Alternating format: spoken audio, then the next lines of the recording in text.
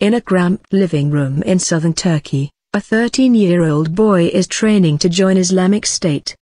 As he welcomes us in, he appears a regular, happy-looking child. His hair is ruffled, his smile beaming. He wears a grey, hooded sweater. But as we sit down to talk, he heads next door to change, returning in a black balaclava and military-style camouflage top. He wants to be known as Abu Hattab. Born in Syria, he was first radicalized last year, joining the jihadist group Sham al-Islam. Behead them.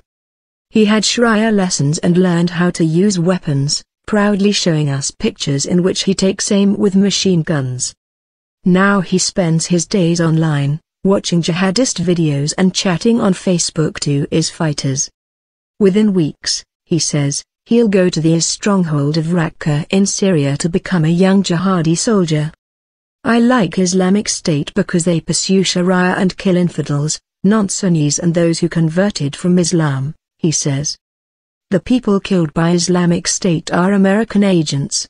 We must behead them as Allah said in the Quran. I ask whether he has disclosed his age to those to whom he talks online. At the start, I didn't, he says. But recently I told them, and now they contact me even more, sending me photos and news. But why not simply enjoy his childhood, I ask. I don't want to go out with friends or have fun. Allah ordered us to work and fight for the next life, for paradise. Before, I went to the park or the seaside. But then I realized I was wrong, and I've taken the righteous path. Evil powers. His family now lives in Turkey, so would he launch an attack here, or in Britain for example? Britain should be attacked because it's in NATO and is against Islamic State, he says, but we would kill only those who deserve it. If they ask me to attack Turkey and give me a holy order, I would do it. Soon the West will be finished.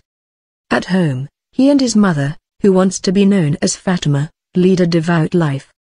She spends much of her time studying the Quran and admits strong sympathies for the militants. Last year, she sent her son for training with Sham al-Islam, but denies brainwashing him. I never encouraged him to join Islamic State, she insists. I support some of their beliefs but not others. But I think they came to help the Syrian people, unlike the evil powers around the world. Future leader. If she's not encouraging him, I ask, what is she doing to stop her son losing his childhood to extreme violence? I can't stop him if he wants to fight, she says.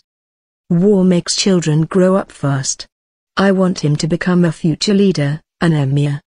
Steadily her voice grows in intensity, her eyes narrowing in anger above the scarf she uses to cover her face. I would not be sad if he killed Westerners. I'm ashamed that my other sons are working peacefully for civil society groups. They must take up arms. How would she feel, I ask, if he dies fighting for Islamic State? She pauses. I would be so happy, she replies, before bowing her head to cry. $100 per month. Islamic State is recruiting widely among children, according to a United Nations report released last month, and often forcibly. One video posted online, called Cubs of the Islamic State, appears to show a battalion of children dressed in full military garb, holding weapons and standing next to an black flag. Other jihadist groups are also using child soldiers. Human Rights Watch reporting recently that they're deployed as suicide bombers and snipers.